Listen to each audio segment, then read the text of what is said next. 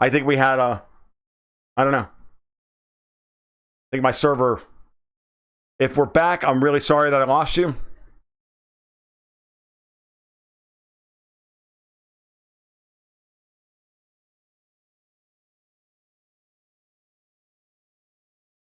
Did y'all return? Yep, I'm back now. Are you back?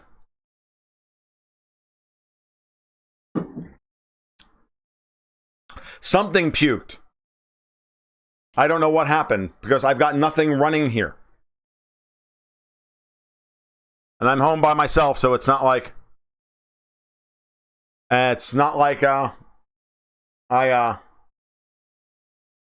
not like, you know, Camille's downstairs watching Netflix or whatever. They're gone. It's Monday nights. Sophie's at Taekwondo. So, move to Miami. You know, seriously, dude. Move to Miami. You know, seriously, dude. Part of what makes this not work the way it does is the fact that I live in the middle of nowhere. So I don't really have to worry about, you know, the crazies. So what I was saying about Kim.com is simply that the guy built Mega Upload.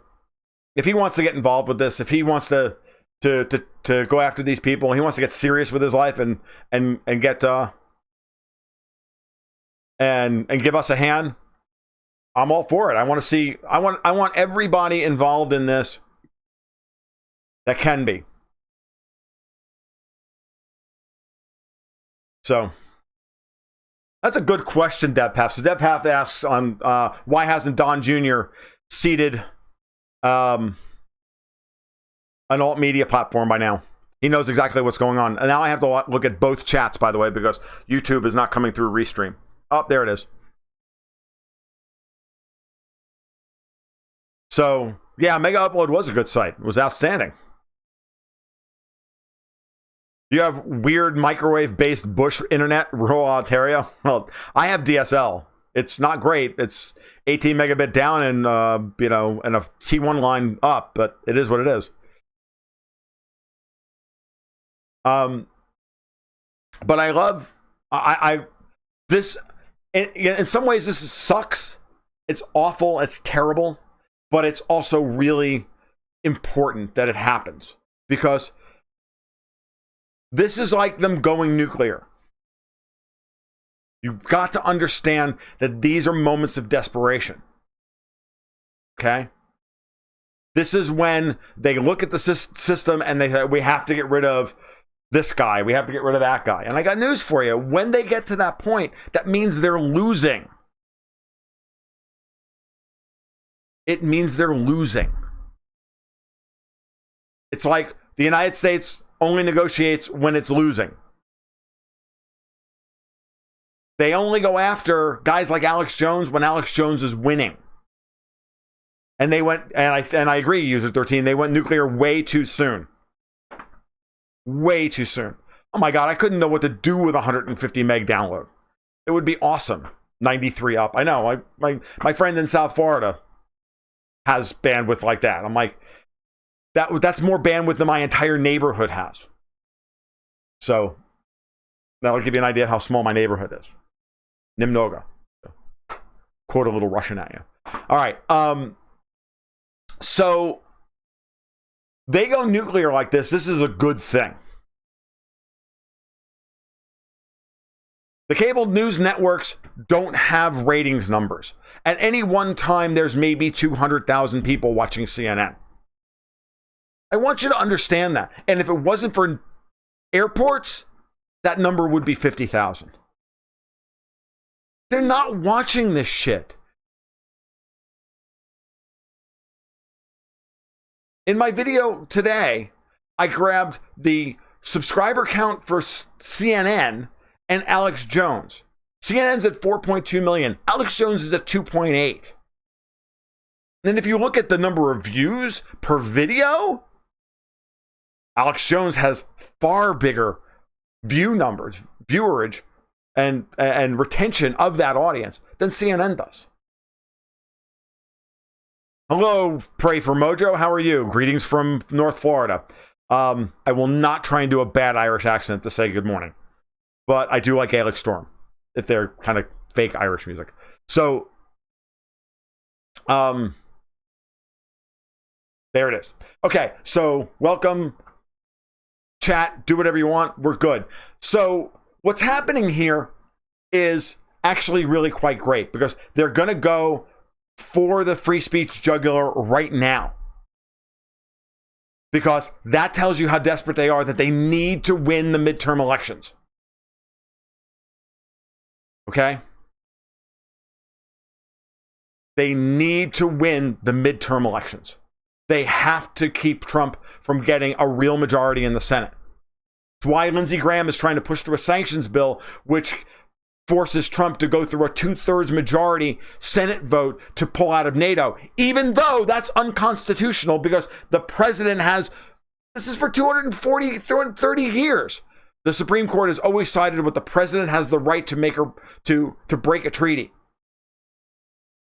And now all of a sudden Lindsey Graham thinks that he's going to break, that NATO trumps the Constitution? No, of course not. But this is what they're doing. They know that because they're going to lose their majority in the Senate. They're not going to be able to get anything through. There's going to be a red tide in the fall, and you'll see the Trump wing of the Republican Party pull 6 to 8 seats. It won't be a filibuster-proof majority. It won't be 2/3, but it'll be enough to stop an impeachment. The Democrats don't have enough money to commit vote fraud in every friggin' place that they need to in order to keep control of the government. And what I mean by Democrats, I really just mean the deep state. So that's the rhinos on the GOP and the Democrats. It tells me that they know the internal polling results. Exactly. That's the point I was about to make, TX. You're absolutely correct. Okay? They know the internal polling numbers. They know how bad it is. And so they're starting now to try and shore up what they can and to go nuclear now and ramp up the anti-Russian stuff to the point where it's going to be insane. By the time we get to the elections, it's also going to give them the cover to challenge legally any election that they don't want settled so that they can turn around and then manufacture some evidence that the Russians colluded in the election. This is why Facebook came out last week and said, oh, look, that internet research agency in St. Petersburg that Mueller indicted those 13 people back in February, they're still at it. They're spoofing their IPs now, and they're all being nefarious, mustache-twirling Russians, but we know it's them. How do we know it's them? The Atlantic Council told us so. The Atlantic Council is the propaganda mouthpiece for fucking NATO, for Christ's sake.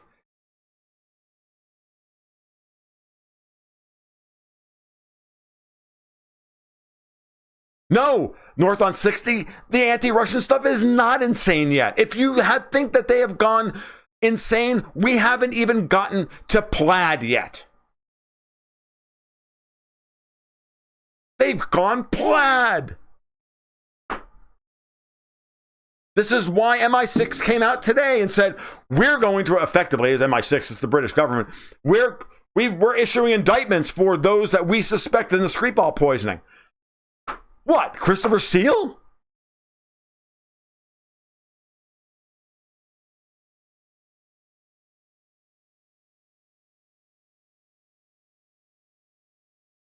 How badly will all of this backfire? I can only hope tremendously. If there is one good thing about QAnon, it is that they have become such a cult, the Q-tards have become such a cult, they will walk on frickin' hot glass to vote for Trump and Trump's supporters and Trump's candidates in November. It's the only good thing about this. Everything else is insane. So I've given up my crusade against the Q-tards because, one, you can't deal with ideologues. It's like talking to friggin' Antifa. What's the point? Just, back into the left. Back into the left. They're Q-tards. So the Q movement is a lot of, from the outside, it is a lot of fun. When you mention that Q's a LARP and they all come screaming down at you, well, then it's not very much fun at all, but whatever. Let's see. You know, it's interesting. Some new faces in here tonight. This is good.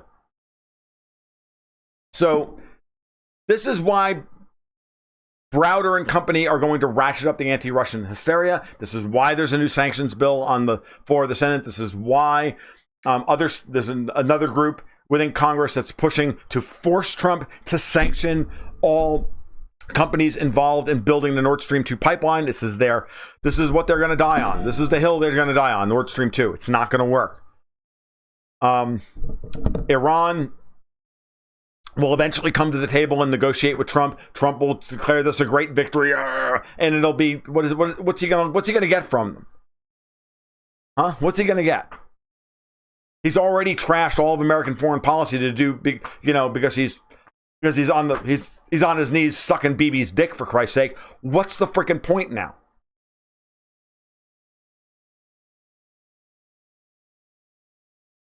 Can Facebook or YouTube just close any account or page for any reason? Yes. Their EULAs are written, their end user license agreements or EULAs are written so broadly that pretty much if some little SJW behind a desk somewhere clicks unperson that person, they're unpersoned. Yeah, they may have to justify themselves, but at the end of the day, I know Trump won't sign that BS from Graham, but if they give him a veto-proof majority like they did last year, and what do you think the odds of that are when everybody and their brothers are going to be falling all over themselves to be as anti-Russian as possible, except for Rand Paul? It'll happen anyway. The best news is that the bill is so freaking insane that Trump will take it to the Supreme Court and the Supreme Court will shoot it down. The mullahs are not going to be hanging from lampposts. Please don't repeat John Bolton's propaganda. I really don't want to hear it. That's not what's going to happen. Okay? Everything I've seen from Iran looks like Ferguson, Missouri.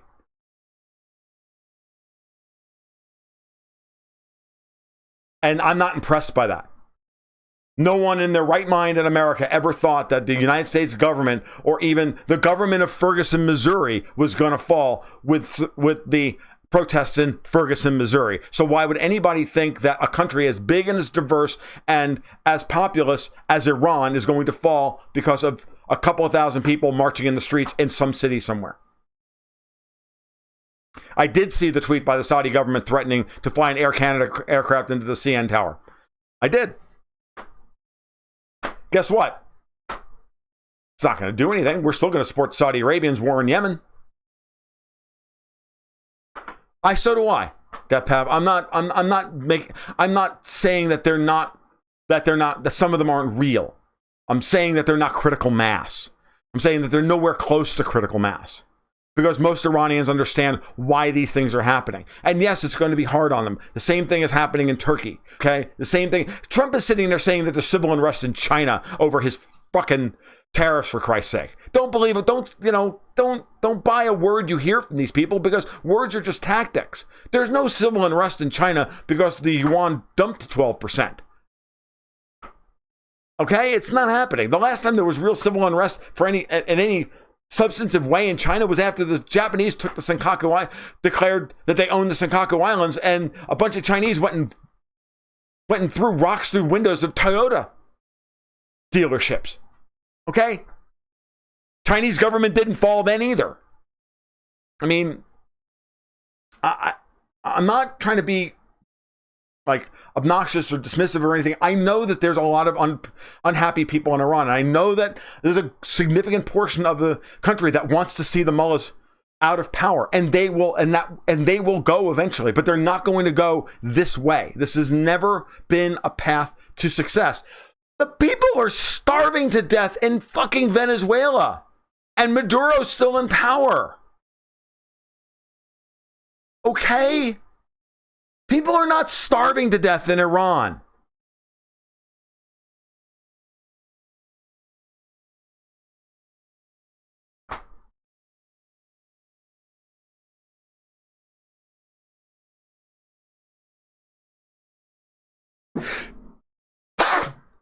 Excuse me.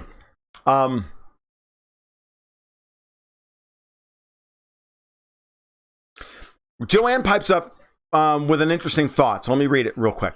Russia might convince Iran and Israel to make some face-saving, for Trump deal to reinstate the Iran deal with little to no real difference from the original, because it looks like Europe is doing some real pushback. I would like for that to be real. I would like to agree with that. I really would, but I don't think it's quite true. The Europeans at this point, and excuse me, I don't know why it is, but now I have this overwhelming urge to sneeze, and it's not because I do coke. The Europeans have instituted their protection clause against foreign sanctions, whatever that rule is. But it's largely unenforceable. And it doesn't cover the current sanctions regime because it's a very specifically written law because the French are involved. The companies are still free to stop doing business in Iran voluntarily. The European Union can't make them keep doing business with Iran. So if these companies are cut off from the dollar markets, there's a very good chance that they'll cut off their business. Maybe not all of it, but certainly a significant portion of it. The bigger axis of resistance to Trump's sanctions against Iran will come from Turkey, Russia, China, and India.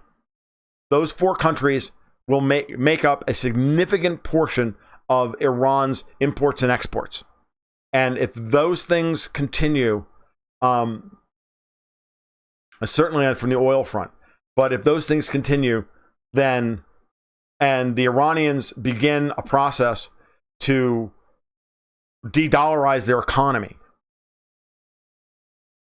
then they will survive this the same way that the Turks are beginning to de-dollarize their economy. Now, Turkey is going to go through probably some more pain. I was kind of hoping that the lira would bottom out here, but it hasn't, and it looks like we're going to continue to push Turkey even farther. We may push the lira all the way to 5.5 or even 6. It's very possible. There will be another complete breakdown, but the next big spike in the Turkish lira is probably going to be the last one. Okay? But Trump is not kidding around here. Whether he's doing this willingly, or this is something that this is something he's being pressured into doing in order to stay in office, I don't know. Because the pressure on Turkey to not leave NATO, to not get out of the United States' umbrella is large, and it's going to continue. The beatings will continue until morale improves, or Turkey is able to extricate itself. DevPav asks, that's a fair question. Why would the IRGC turn on the mullahs when the Venezuelan military has not? You're absolutely right. Other than if the IRGC, the Iranian Republican Guard Corps, unless they want power.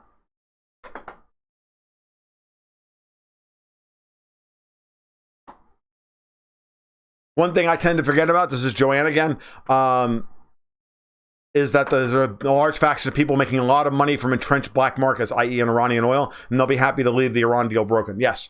And you watch to see how these things happen.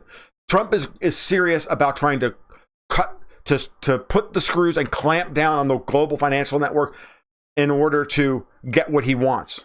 Pressure on Turkey by who? The United States.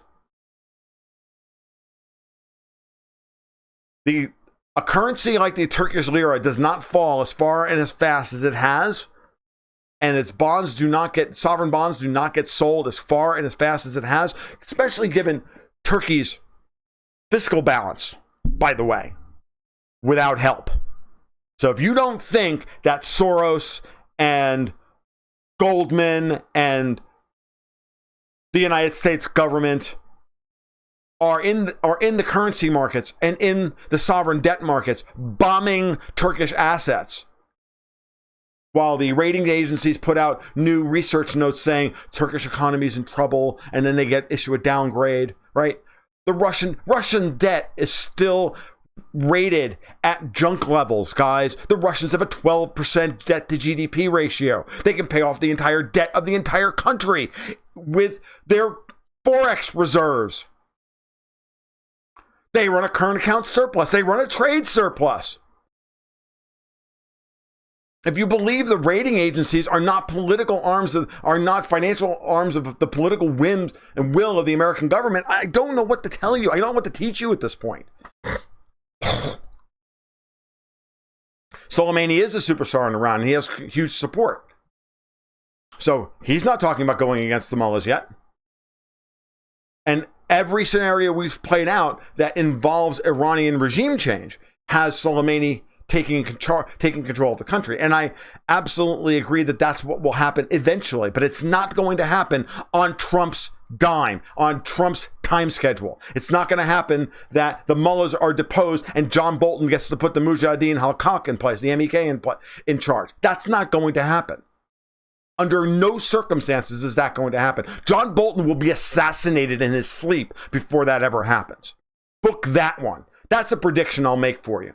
That John Bolton will be assassinated in his sleep and strung up by his toenails and fed to dogs over the Washington reflecting pool before the MEK is ever installed as the official government of Iran.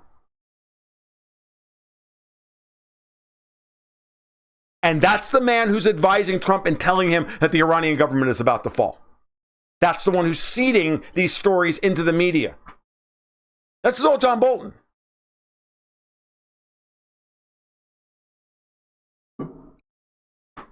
Not one serious geopolitical analyst of an alternative strife like myself thinks there's any way in hell we can get regime change that way. Did we get regime change that way in Cuba? No. Did we get regime change that way in Venezuela? No. Brazil? No. Well, when there's a democracy like in Brazil, yeah, you can gin up a corruption scandal and get somebody thrown out of office.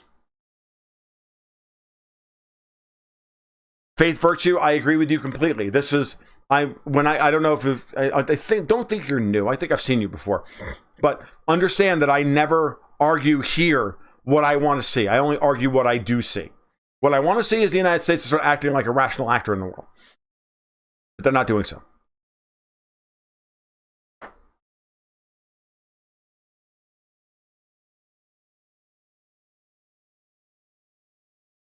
Cynical Skeptic brings up a very, very good point.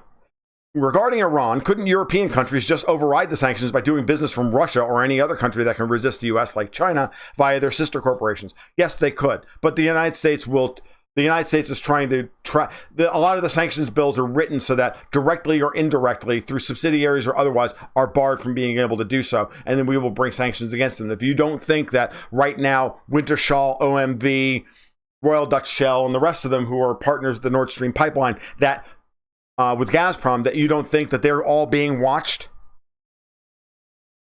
closely by the United States, by the Treasury Department?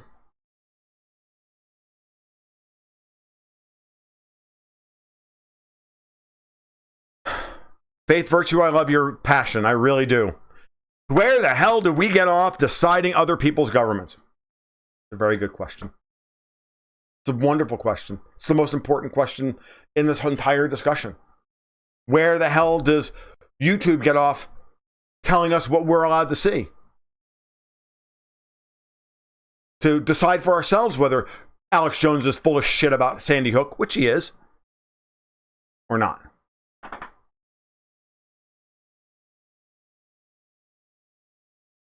The world needs to sanction the U.S. government. Whoa. Yeah, I agree.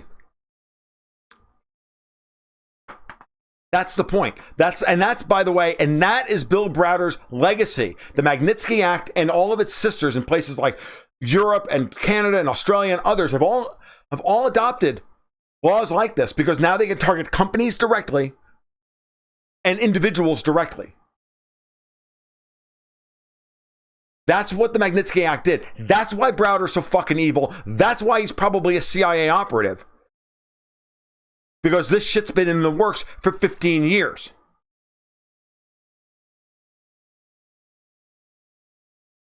Because they can see, you got to remember that all of this stuff happens, that what we talk about on a day-to-day basis, All the groundwork's been laid years in advance.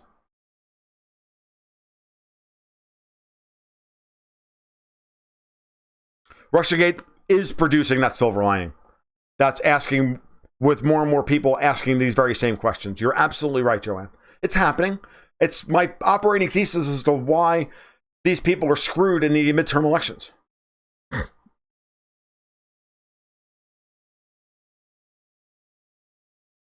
We absolutely have to. I mean, you know, if you were an oligarch, the one place I would shut people up is the United States.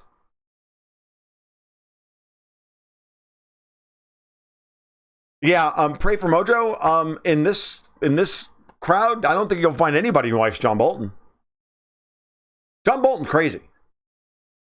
Certified crazy person. I mean, you know, with a capital certified crazy person. CCP. Can I come up with another one? And I can get him, then I can just call him a commie. CCCP?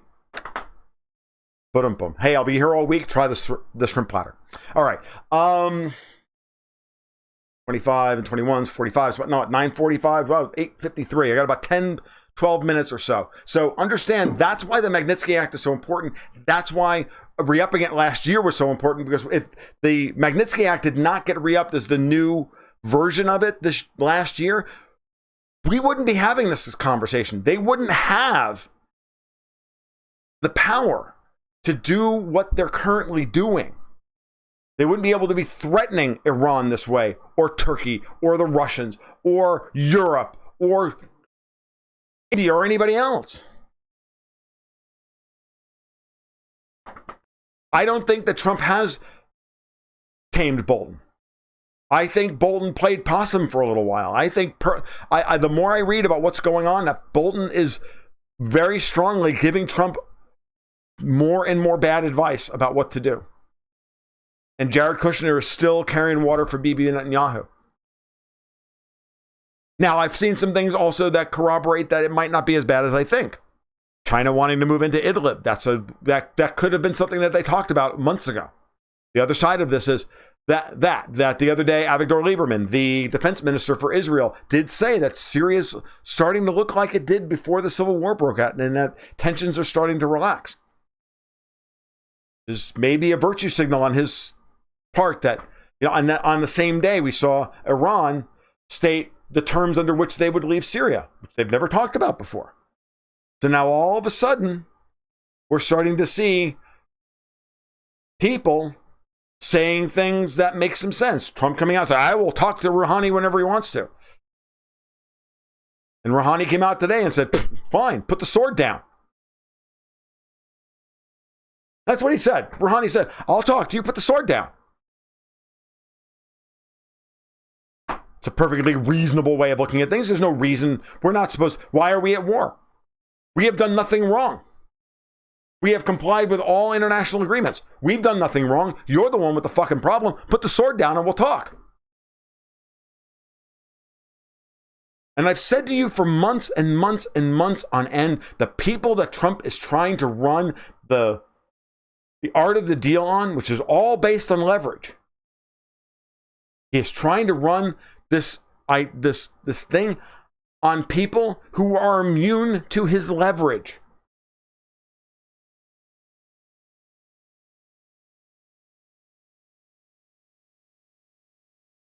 Do you think ending the Korean War was accomplished nearly single-handedly by Pompeo?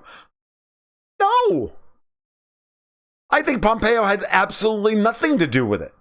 I think it was ended by two people, Kim Jong-un and Moon Jae-in, who discussed it during the Winter Olympics and said, this is how we're going to get the Americans to come to the table. You ready? Let's get the round eyes to start acting like humans so that we Koreans can start acting, so we Koreans can start going forward with our lives again. I think that's what happened. Because Kim was sitting there going, you do know I have a nuclear weapon, right? And he's like, yeah. So let's get the fucking crazy round eyes off our peninsula.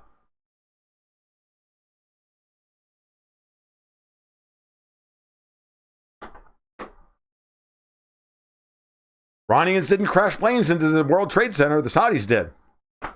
Russia is developing oil and gas in southern Syria steppe regions, supposedly huge reserves, maybe agreed to sell some off to the Saudis. Sincerely doubt that they would sell some of it off to the Saudis but you never know. The interesting thing today, if you guys have not, I'm going to put a link to this in the video down below because this is important. If you've not read Alistair Crooke's latest article over strategic culture, came out this morning, I will put a link to it below. It's absolutely necessary. It's absolutely necessary reading. He sent me a DM this morning because Ali is a subscriber over at Gold Goats and Guns, which I am eternally grateful for, to have somebody like him and David Stockman. They're both subscribers, by the way, as you know, supporting my work, and I really appreciate it. But whenever he publishes a new article, we chat privately, and I sent it to me this morning, and I read it, and I'm like, I just got back to him. I said, dude, that's amazing. That was outstanding. This is like complete professional jealousy here, with a big smiley face. Like, hats off. Excellent article about the situation with the unfolding Trump's desire for a multipolar world that is being thwarted at every turn, at being a part of the multipolar world, as being thwarted by the deep state who still wants a unipolar world. I think it's incredibly important commentary on what's actually going on. And it really helped clarify for me this morning a lot of what's happening. And it gave me the opportunity to start sitting down and think of what I'm going to write for them this week as well. And I've got that article about half finished. And once I finally figured out what I was going to write about, I said, hey, I can stop and I'll do that in the morning. So that'll be good.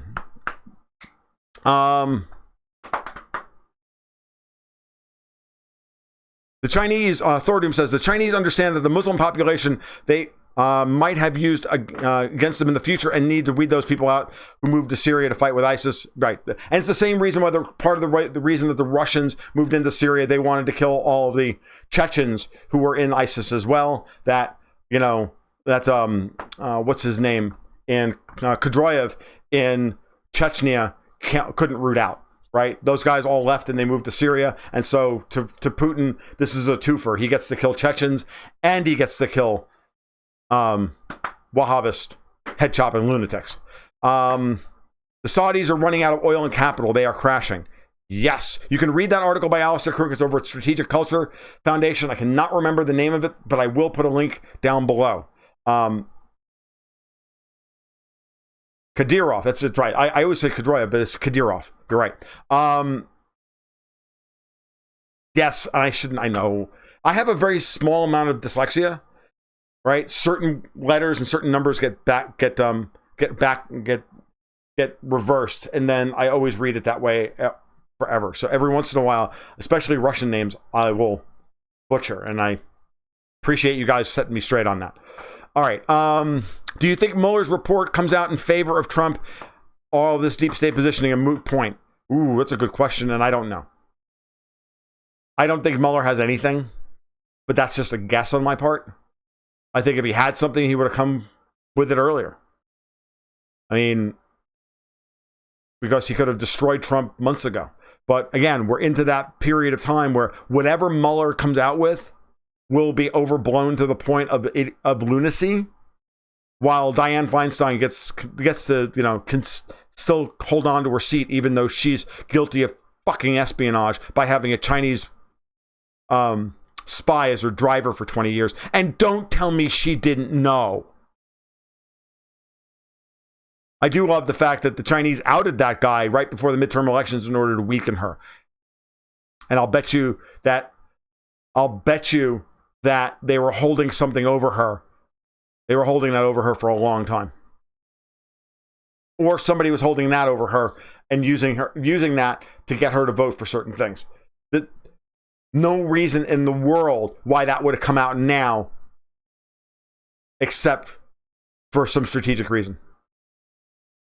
If he had anything, if he had something, Manafort would be a free man. Exactly.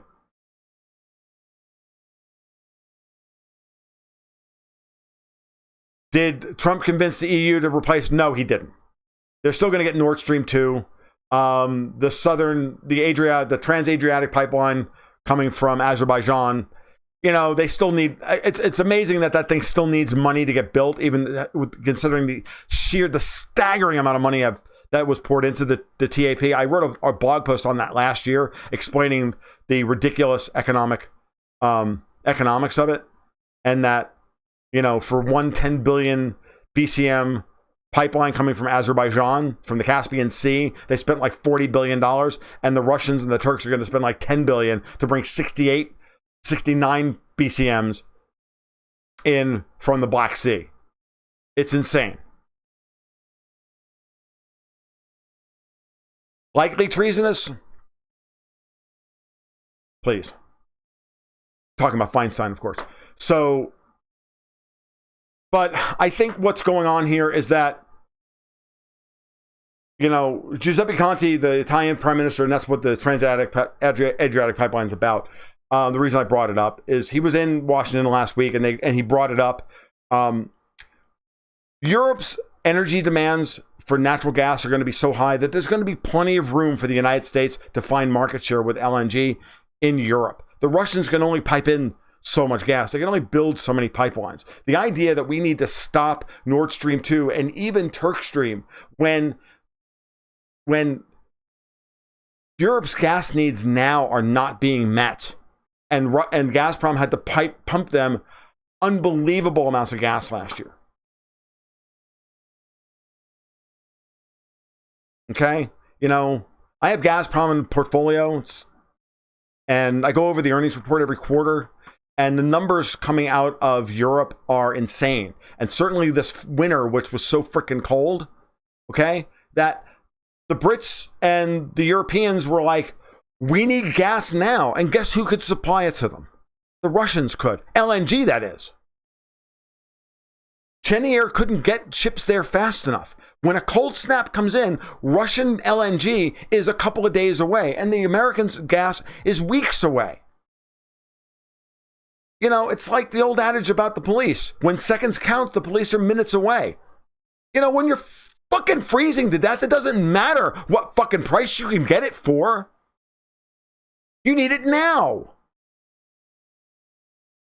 And you don't run an economy based on the ravings of some fucking overly tanned Scotsman who just thinks that we'll sign a contract and shit will get better. No, fuck you. This is stupid. And he knows that. And he knows it. And that's why he refuses to call China and Russia rivals. He calls them competitors.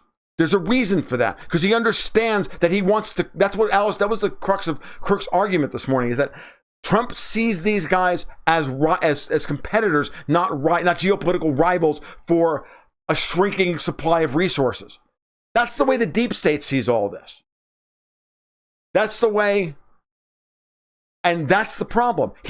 I just want a seat at the table. And so he wants to normalize trade and then let the best country win. And everybody will get a piece of this. But U.S. policy for the last, guys, manifest destiny is an old idea in the United States. Let's just stop kidding ourselves. Okay? They don't call them fucking Yankees down here for nothing.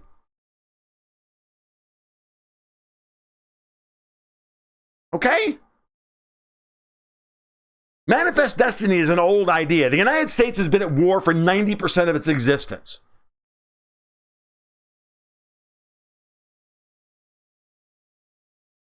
In some ways, we give capitalism a really bad fucking name. So, it's nothing new. It's part of the psyche. It's a colonialist mindset. We've always had it. We're not mind your own business kind of people.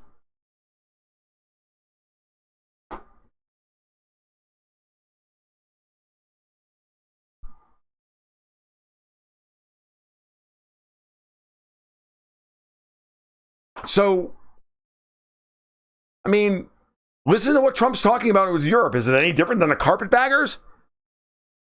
Post-Civil War? Post-War of Northern Aggression, or Lincoln's War to prevent Southern secession, or the Second American Independence, whatever you want to call it. It's an old idea, and it's deeply ingrained, especially in Yankees' heads. And those people are still in charge of this country. They're old American money. They run the oil companies. They run the banks. They run all this shit.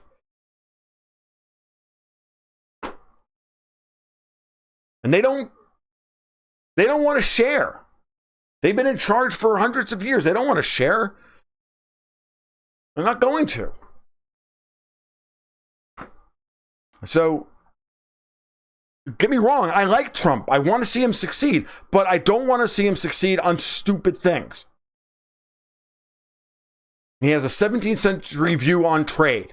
He sees trade as a zero-sum game based on the trade deficit alone, because the man still thinks, I guess he still thinks in some ways, that we transact everything in gold coins for some fucking reason, which we don't.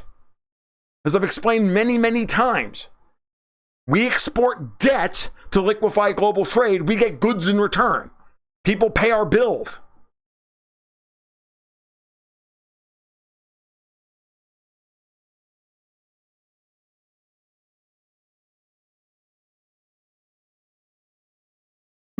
Manifest destiny is this, it's just been globalized. It's the same thing. I mean, the way, but whatever, I'm okay with it. Trump is who he is. He's a mix of very good and very bad things. He's going to do he's going to fuck a lot of shit up for the good, and he's going to fuck a lot of shit up for the better. And for the worse. I mean, that's just who he is. And be comfortable with his faults and his strengths. And then we just move forward and we just analyze how the chips fall.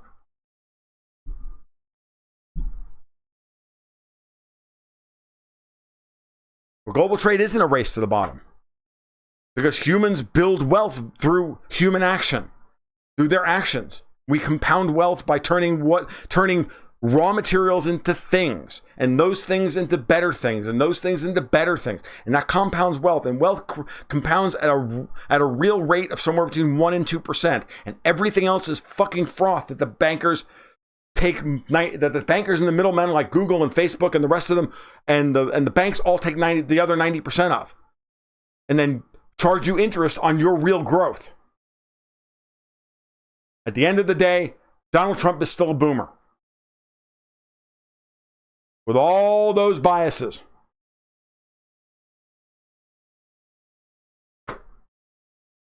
Why he's not going to remake the world. He's going to tear it down and someone else is going to remake it. All right, you guys, you have a great night.